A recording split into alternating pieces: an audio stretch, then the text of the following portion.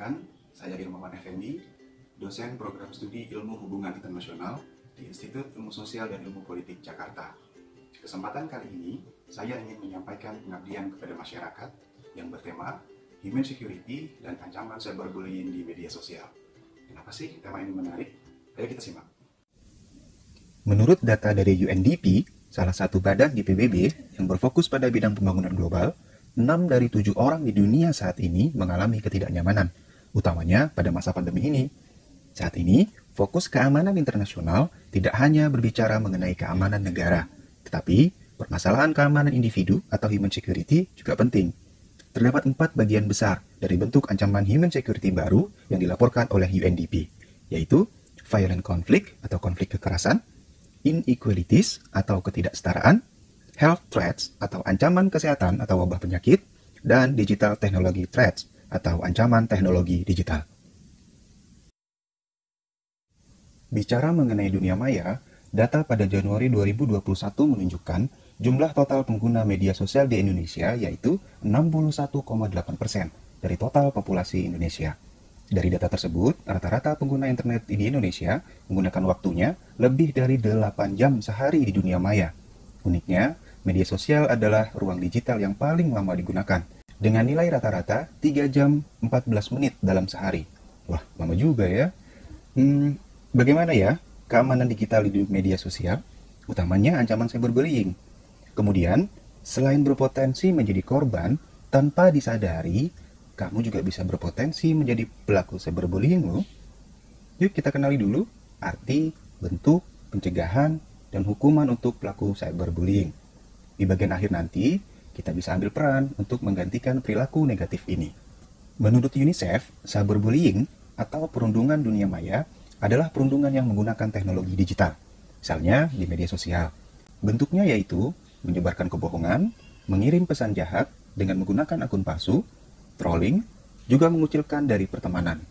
Selanjutnya, cyberbullying bisa juga dalam bentuk menebar kebencian, menghasut, bahkan memaksa untuk mengirim gambar sensual atau seksual. Dampak dari perilaku cyberbullying sangat mengganggu secara mental, emosional, juga secara fisik. Bahkan dalam kasus yang ekstrim, cyberbullying dapat menyebabkan seseorang mengakhiri nyawanya sendiri. Nah, sekarang bagaimana ya cara mencegahnya? Cyberbullying bisa dicegah dengan hindari mengirimkan informasi pribadi kepada orang lain yang baru dikenal di media sosial, seperti nomor HP, alamat rumah, maupun informasi pribadi lainnya. Berikutnya, waspada ya terhadap setiap pesan maupun tautan atau link yang kamu terima. Terakhir, think before text. Pikirkan dengan baik informasi atau tulisan apa yang akan dibagikan di media sosial. Ingat, jejak digital atau catatan aktivitasmu dalam media sosial pasti akan dapat mudah untuk ditelusuri. Pencegahan yang berikutnya tidak kalah penting. Kamu bisa melakukan pengaturan privasi di akun media sosialmu. Contohnya, putuskan siapa yang bisa melihat profilmu, termasuk dalam mengirim pesan dan berkomentar. Laporkan jika kamu menemukan komentar, pesan, maupun foto yang menyudutkan dan menghinamu. Kamu juga tidak perlu sungkan untuk meng-unfriend atau unfollow akun-akun yang memang pernah melakukan cyberbullying terhadapmu. Cari lingkaran pertemanan yang positif aja ya.